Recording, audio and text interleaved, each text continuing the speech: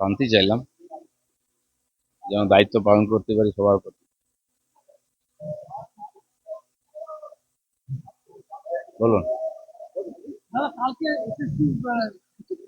এসএসসির এখানে অবস্থান বিক্ষোভের কোনো সূত্রপাত গেল না।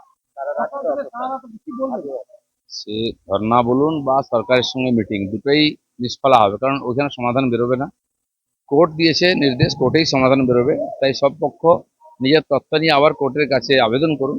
আমার মনে হয় সুপ্রিম কোর্ট সবার কথা শুনে তারাই ঠিক সিদ্ধান্ত দেবেন। 18,000 লোকের চাকরি ফেরত যেন আসে, এটা আমরা চাই। মায়ের কাছে সবার কুশল কামনা করে প্রার্থনা করেছি, সব বাংলায় শান্তির প্রার্থনা করেছি, সবাই যেন আমরা ভালো থাকতে পারি এই প্রার্থনা করেছি।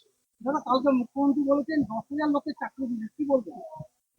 তারা কোথাকার লোক? বিহার, ইউপি না পশ্চিমবাংলার? কেউ চাকরি পেয়েছে জানি না। এখানে 3জন সিভিক পুলিশ আছেন, তারা বলে আমাদের যা পয়সা তাতে চলে না। এই চাকরির কি মানে হয়? উনি দেউচা পাচামিতে বলেছিলেন 1 লক্ষ লোকের চাকরি হবে, এক এক ঝুড়ি কয়লাও বেরোলো না, একটা চাকরি হলো না। এখন মেদিনীপুরে গিয়ে বলছেন 10,000 লোকের চাকরি হবে। আজ পর্যন্ত কত হাজার লোকের চাকরি দিয়েছে? কোনো অভ্যাস টাইম মিথ্যা কথা বলা, সেটাই বলছেন উনি। আমি তো মুর্শিদাবাদে সেদিন ছিলাম যেদিন গন্ডগোল শুরু হয়, 11 তারিখ রাত 10টার সময় পার হয়ে, যখন তখন আগুন জ্বলছিল। বাকি পার্টির নেতারা যাচ্ছেন, আন্দোলন চলছে, যাবো আমি।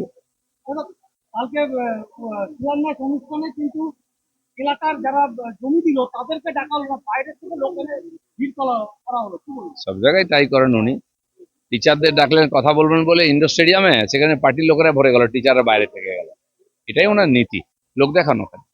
হ্যাঁ, সিনিয়র ডাক্তাররা এসএসসি যারা চাকরি যারা তাদের পাশে রয়েছে এবং সব রকম সাহায্য করার জন্য কোনো ডাক্তাররা নয়, ডাক্তাররা যেমন আছেন, সাধারণ মানুষ পশ্চিমবাংলার সবাই চাকরি হারাদের সঙ্গে আছে, এবং সেই পীড়িতা ডাক্তারের পরিবারের সঙ্গে আছে। যারা এই যে হাজার হাজার মানুষ মুর্শিদাবাদ থেকে হিন্দুরা পালিয়ে গেছেন অত্যাচার, তাদের সঙ্গে আমরা আছি।